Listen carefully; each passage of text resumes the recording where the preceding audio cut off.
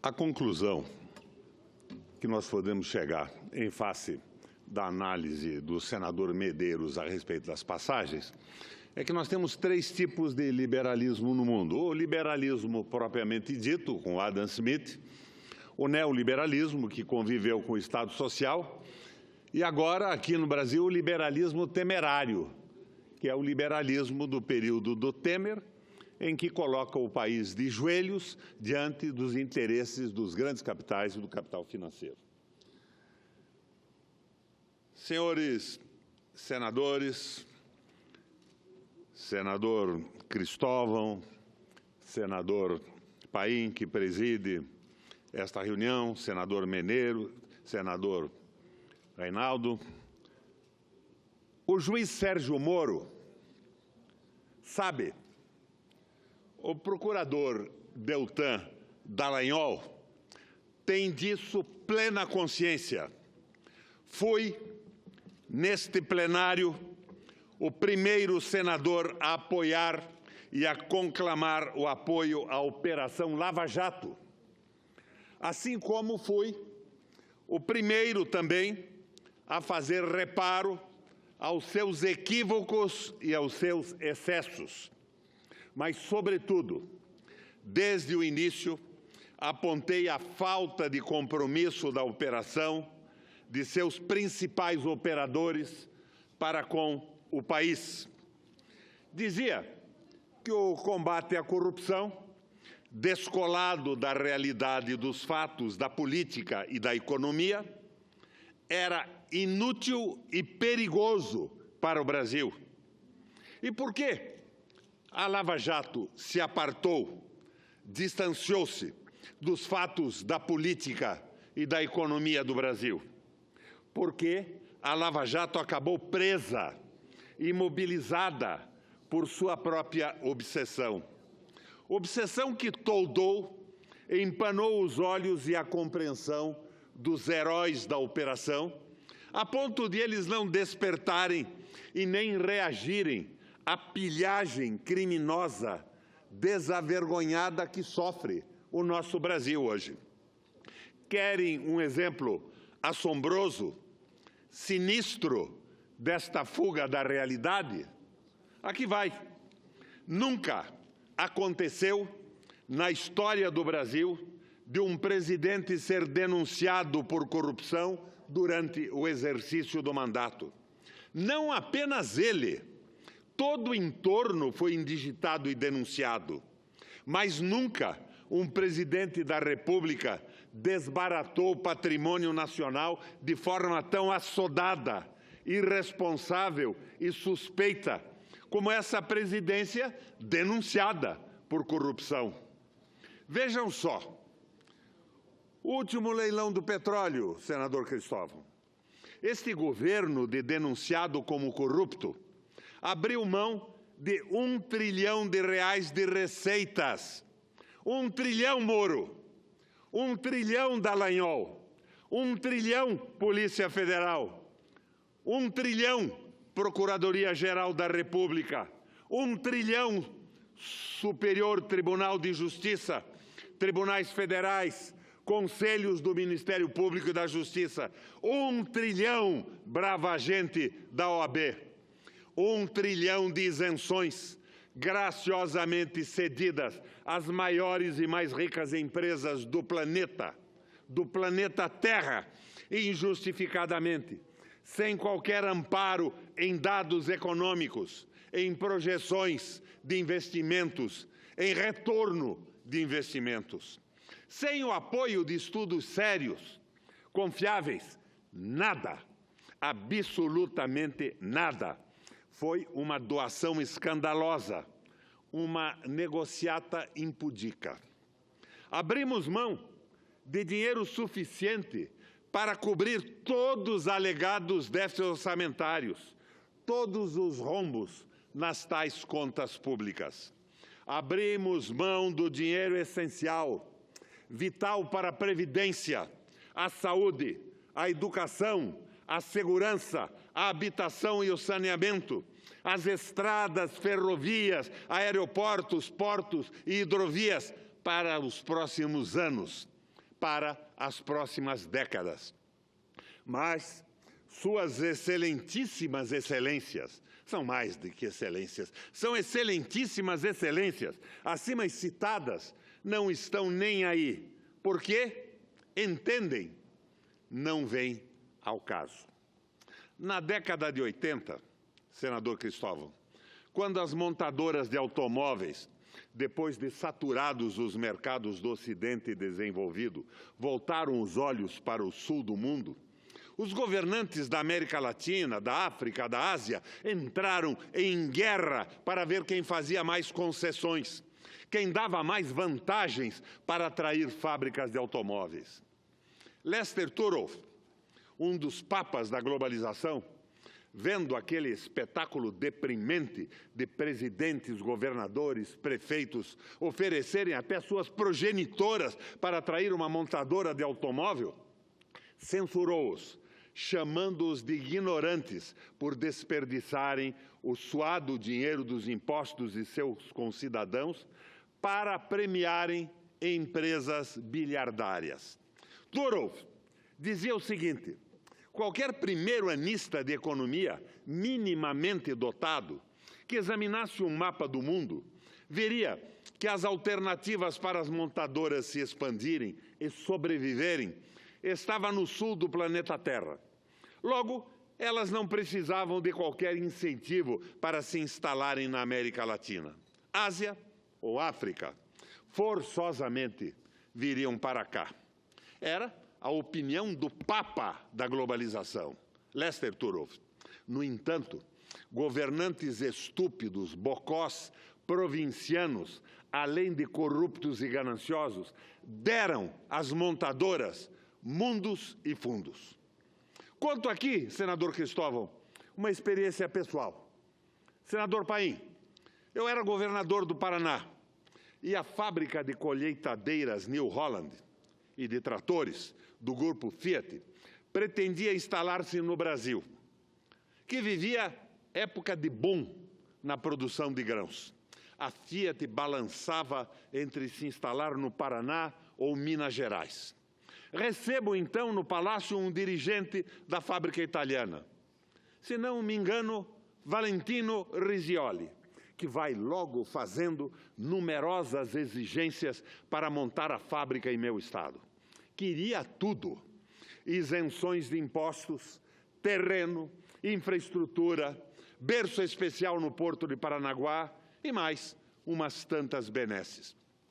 Como resposta, pedi então, na mesa de almoço do Palácio Iguaçu, onde almoçava com os dirigentes nacionais e internacionais da Fiat, pedi então ao meu chefe de gabinete uma ligação para o governador da época de Minas Gerais, o Hélio Garcia.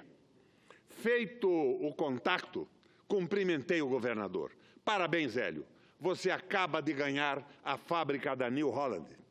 Ele fica intrigado e me pergunta o que havia acontecido, o porquê do telefonema ao meio-dia, à hora do almoço. Explico então a ele que o Paraná não aceitava nenhuma das exigências da Fiat para atrair a fábrica. E já que os dirigentes me diziam que Minas aceitava, a fábrica iria para lá e cumprimento o governador Hélio Garcia. O diretor da Fiat ficou pasmo e se retirou. Dias depois, ele reaparece e comunica a nós que a New Holland iria se instalar no Paraná. Por que, senador Cristóvão? Por quê? Se eu não havia cedido nada, pela obviedade dos fatos. O Paraná, à época, era o maior produtor de grãos do Brasil e, logo, o maior consumidor de colheitadeiras do país. A fábrica ficaria a apenas 100 quilômetros do Porto de Paranaguá. Tínhamos mão de obra altamente especializada e assim por diante. Enfim, o grande incentivo que o Paraná oferecia era o mercado, o nosso mercado e o acesso facílimo ao mercado brasileiro. O que me inspirou trucar a Fiat? O conselho de Lester Turov e o exemplo de meu antecessor no governo, que atraiu a Renault, a Volkswagen e a Chrysler a peso de ouro e às custas dos salários dos metalúrgicos paranaenses. Pois o governador de então chegou até mesmo a negociar os vencimentos dos operários, fixando-os uma fração do que recebiam os trabalhadores paulistas. Mundos e fundos, e um retorno pífio. Pois bem, voltemos aos dias de hoje. Retornemos à história, que agora se reproduz como pastelão. O pré-sal, pelos custos de sua extração, senador Paim, pelos custos de sua extração, senador Cristóvão, é coisa de $7 o barril na média. É moranguinho com nata, uma mamata só. A extração do óleo de xisto nos Estados Unidos, o famoso shale oil, o óleo que se extrai de pedras ainda não consolidadas e que, por pressão de água, aflora na forma de gás, chegou a custar nos Estados Unidos, senador Cristóvão, até $50 o barril. O petróleo extraído pelos canadenses das areias betuminosas sai por $20 a $30 o barril. As petrolíferas, as mesmas que vieram aqui tomar o nosso pré-sal, fecharam vários projetos de extração de petróleo no Alasca porque os custos ultrapassavam os $40 o barril. A nossa média do pré-sal é 7, sendo que alguns poços privilegiados chegam a $3,50 o barril como custo de extração. Quer dizer, como no caso das montadoras, era natural, favas contadas, que as petrolíferas enxameassem como abelhas no mel o pré-sal. Com esse custo, quem não seria atraído? Esse custo comparado com os custos de extração dos outros espaços que as petrolíferas operam no mundo. Por que então, imbecis? Por que então, entreguistas? Por que, então, ofereceram mais vantagens ainda que a já enorme, incomparável e indisputável vantagem do custo de extração? Mais um dado, senhores senadores, senhores da Lava Jato, atrizes e atores daquele malfadado filme. Vocês sabem quanto o governo arrecadou com o último leilão? Arrecadou o correspondente a 1 centavo de real por litro leiloado. 1 centavo, Moro. 1 centavo, Dallagnol. 1 centavo, ministra Carmen Lúcia. 1 centavo, Raquel Dodge. 1 centavo, ínclitos delegados da Polícia Federal. Este governo de meliantes faz isso e todos fazem cara de paisagem. Viram o rosto para outro lado. Já sei. Uma das razões para esta omissão indecente, certamente, foi e haverá de ser a opinião da mídia, senador Cristóvão. Com toda a mídia comercial monopolizada por 6 famílias, todas a favor desse leilão rapinante, como os senhores e as senhoras, as excelências, iriam falar qualquer coisa? Não é isso, senador Paim? Não pegava bem contrariar a imprensa amiga. Não é isso, lavajatinos do Brasil. Renovo a pergunta. Desbaratar o suado dinheiro que é esfolado dos brasileiros via impostos e dar isenção às empresas mais ricas do planeta é ou não corrupção? Entregar o preciosíssimo pré-sal, o nosso passaporte para romper com o subdesenvolvimento, é ou não suprema, absoluta, imperdoável corrupção?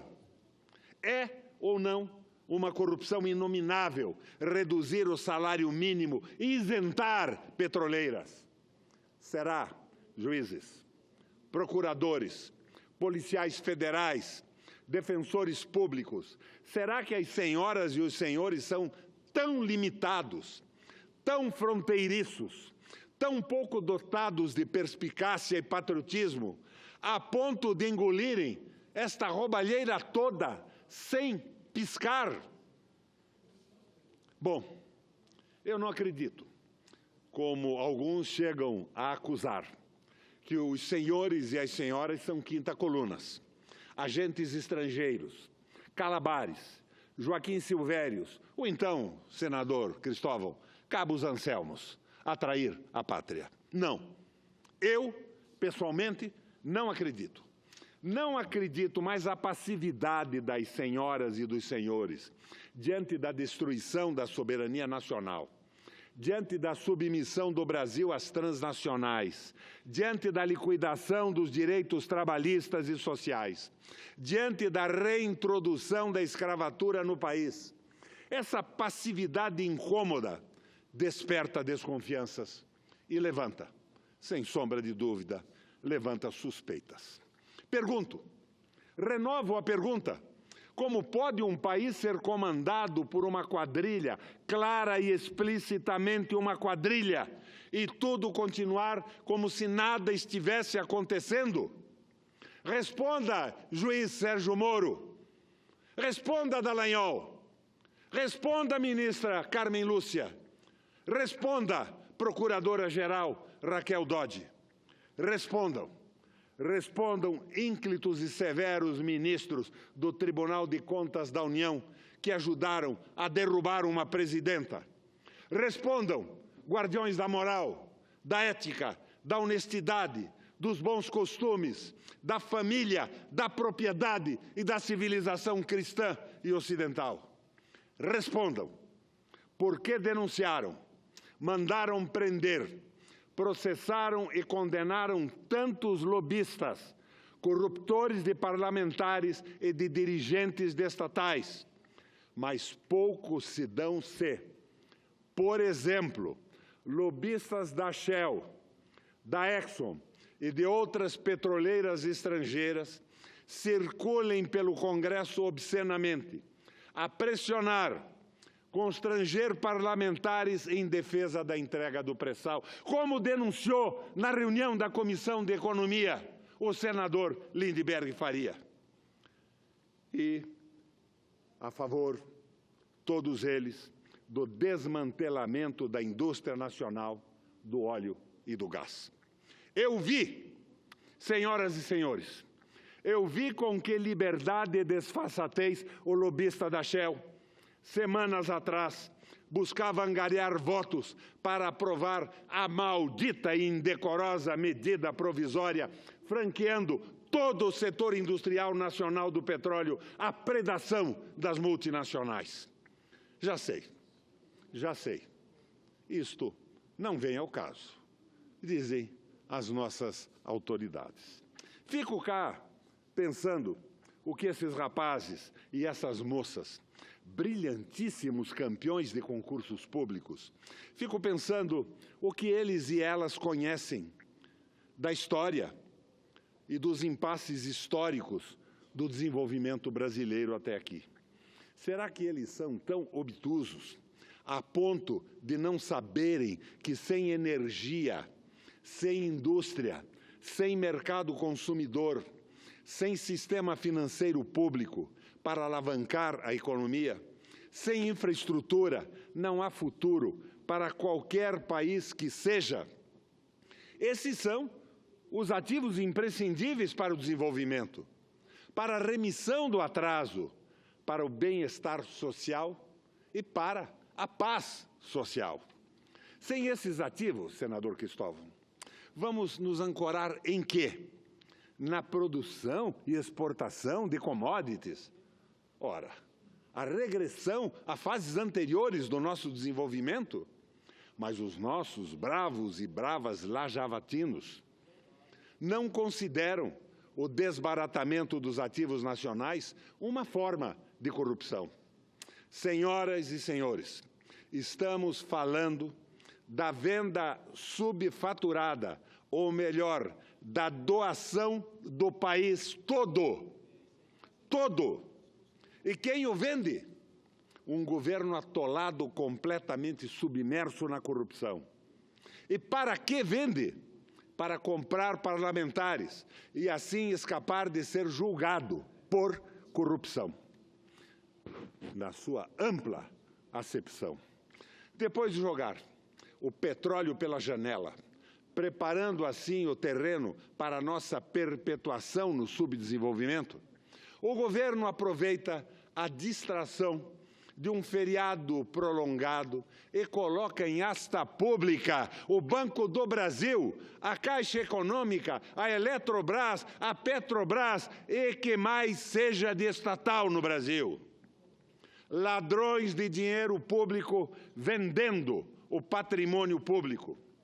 Pode isso, Moro? Pode isso, Dallagnol? Carmen Lúcia? Pode isso? Raquel Dodge? Pode isso? Ou devo perguntar para o Arnaldo?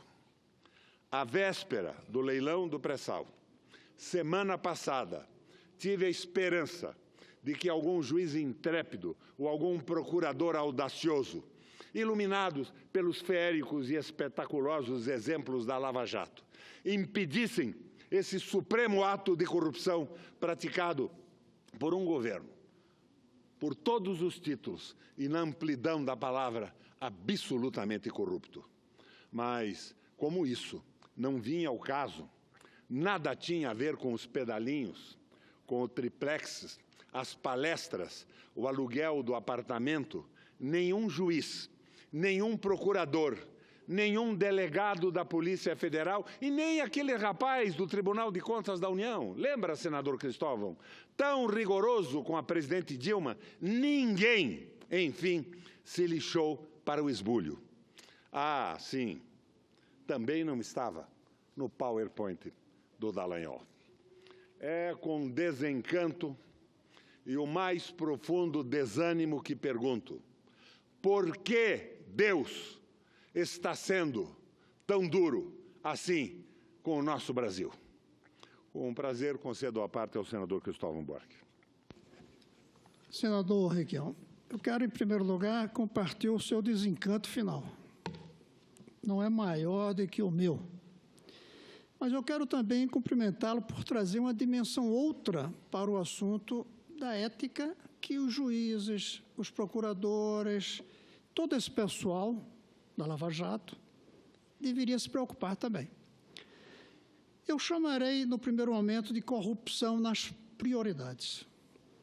Estão preocupados com a corrupção no comportamento, mas tem uma corrupção tão grande, que é a corrupção de alguns que talvez nem peguem dinheiro... Na inversão das prioridades. Isso.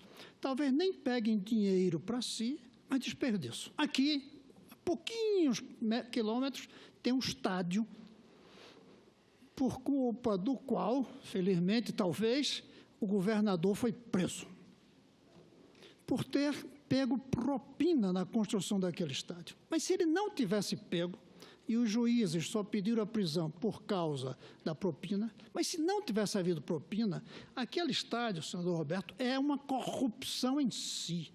2 bi quase gastos em uma cidade onde o futebol está nascendo agora. Essa corrupção nas prioridades deveria também ser motivo de julgamentos. E aí eu até acrescento, se a gente olha os palácios que o próprio Ministério Público tem, para mim aquilo é corrupção nas prioridades. Não jogo nem suspeita de que houve propina na construção desses palácios do Ministério Público, da Justiça. Não jogo. Mas, em si, aquele gasto ao lado de onde falta água, saneamento, é uma corrupção.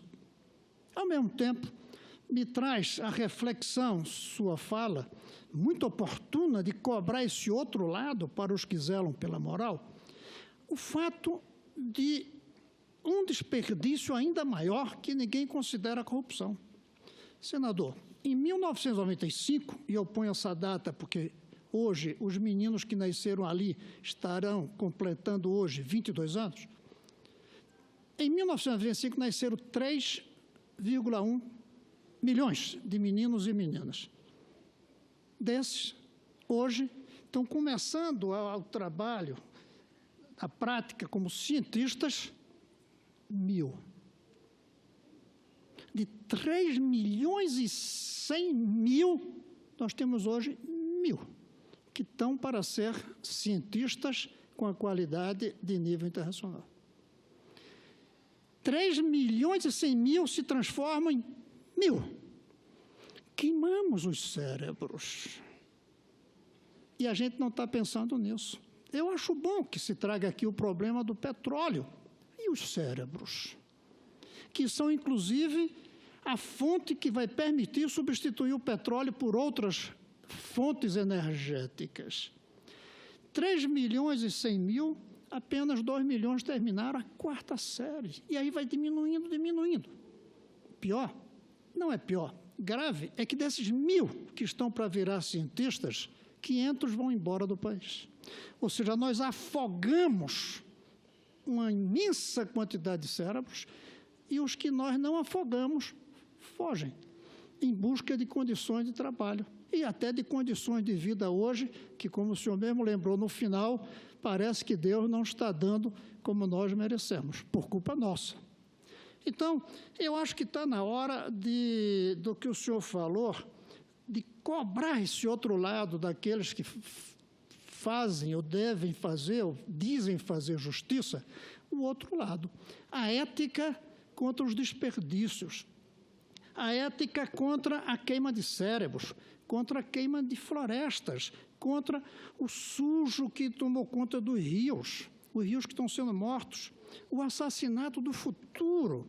Está na hora da gente pôr ética também nesses aspectos, e não só na política, não só tratar como coisa da política. Alguns dizem que prioridade é uma coisa de política. Não, é uma coisa de ética também, sobretudo quando nós políticos fracassamos. Ou porque tomamos decisões que, a meu ver, são absolutamente equivocadas, ou não conseguimos impedir que eles tomem decisões equivocadas. Eu estou, então, aqui dizendo ao senhor que tudo bem, é preciso fazer esse despertar e eu parabenizo por trazer essa dimensão. Não vou analisar o lado do petróleo, que é muito complicado. O 1 trilhão de renda, por exemplo, exige a gente analisar de onde vem esse 1 trilhão e por que os governos até aqui deixaram esse 1 trilhão ficar por aí. Não aproveitaram esse 1 trilhão. A gente precisa de tanto dinheiro e os governos que vieram até alguns anos atrás, como esse que está aí, com os erros terríveis dele, que nem precisa falar, não aproveitamos esse 1 trilhão, que eu não sei se é 1 trilhão, confesso que não consegui chegar a ele. Mas o que o senhor tem toda a razão, independente desses números, de quanto se perdeu, é que a moral também tem que cuidar das perdas por causa das prioridades equivocadas, das decisões erradas e não só do roubo feito. E lembrar que nossas crianças merecem e os seus cérebros tanto carinho e cuidado, pelo menos tanto, quanto o petróleo desperdiçado. E a nossa economia sai das propostas de liberalismo econômico para o neoliberalismo, que conviveu com o Estado Social. E agora, para o liberalismo temerário, que é o liberalismo do governo Temer, sem nenhuma responsabilidade e sem nenhuma hierarquia de prioridades, condenando esses jovens que não irão para as universidades e não serão cientistas, talvez, a serem marcados a ferro por proprietários rurais que dominam hoje significativa ou importante maioria no Congresso Nacional.